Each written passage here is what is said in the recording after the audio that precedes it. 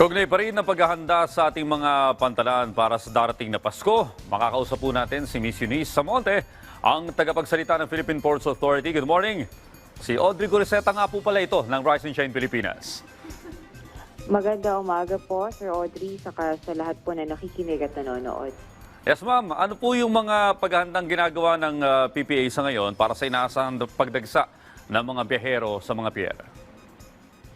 Well, actually, maaga po nakapaghanda ang PPA, no? Under na rin ang directives ni PPA General Manager Jason Zago, kung saan actually ngayon on the way nga po kami sa Batangas Port para magkaroon ng inspection, no? Sa isa sa pinakamalaking passenger terminal ng PPA. When it comes to prep, mas marami po yung ating nakadeploy na security forces. Nationwide po yan, kabilang na yung Port Police, saka yung mga K9 units at saka yung mga ating gumagana po mga X-ray scanning machine at body scan. So mas mahigpit po tayo dyan.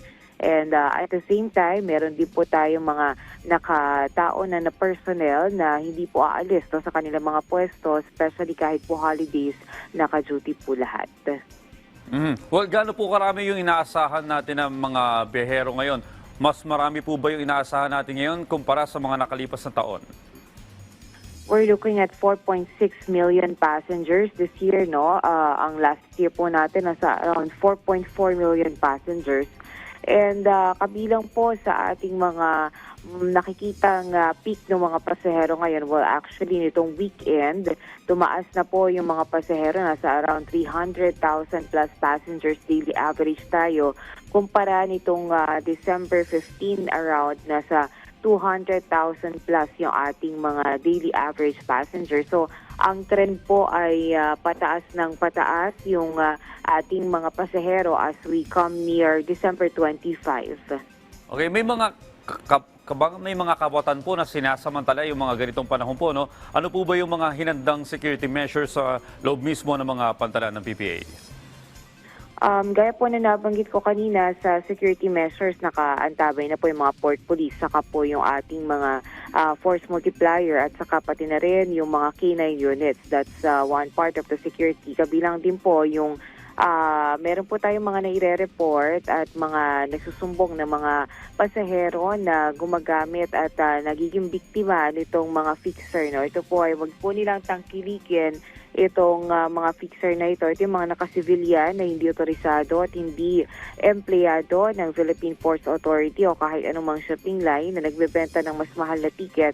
Huwag po nila tangkilikin ito dahil ito po ay mas triple yung babayaran nila at wala pong kasiguraduhan. So mas maigi pa rin po kung sa online sila mag-book.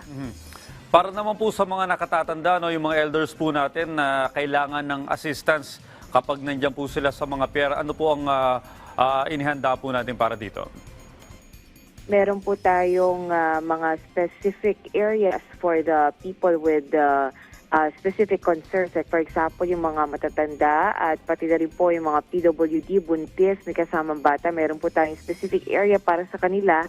Special room po ito para sa mga special people with specific needs at meron din po tayong nakahandang all-gender restroom para po sa lahat.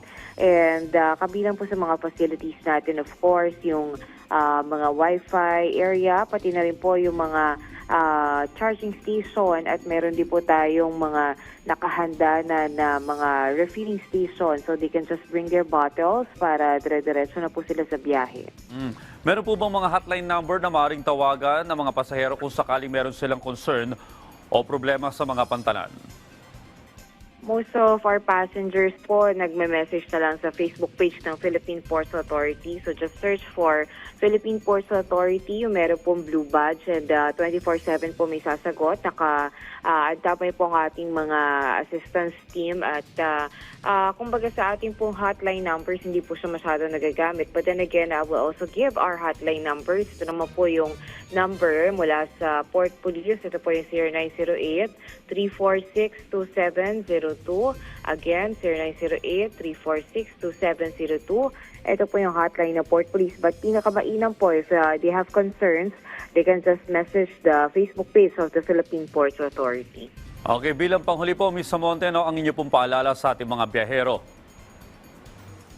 Paalala na lang po sa ating mga kababayan, marami po talaga ang ating mga pasahero ngayon. So expect na po na meron tayong bahagyang pila sa labas ng Pantalan. Kaya po mas maigi kung makakapunta sila around 3 to 4 hours before their specific trip. And maglaan po sila ng oras sa pagpunta sa mga Pantalan dahil medyo traffic na rin po yung mga daan going to our ports. And isa po sa ating pinapaalala ay mas mainam kung meron na po silang online booking bago sila magtungo sa Pantalan para sigurado na po yung ticket nila at hindi na po nila kailangan pa pumila dito sa mga ticketing booths natin. Bagamat dalawang paraan po kung paano sila makabili ng ticket. Number one is online. Pwede po sila mag-book sa shipping line at pangalawa po pwede silang bumili dito sa mga ticketing booth sa ating passenger terminal building. Lagi pong mag-ingat at saka po dalhin po nila syempre yung mga required na documents at least sa kanilang pagta-travel and mas maigi pa rin po kung travel light na lang sila. Well, maraming salamat po sa lahat ng impormasyon na ibinahagi niyo sa amin ngayong umaga. Eunice Samonte, spokesperson ng PPA.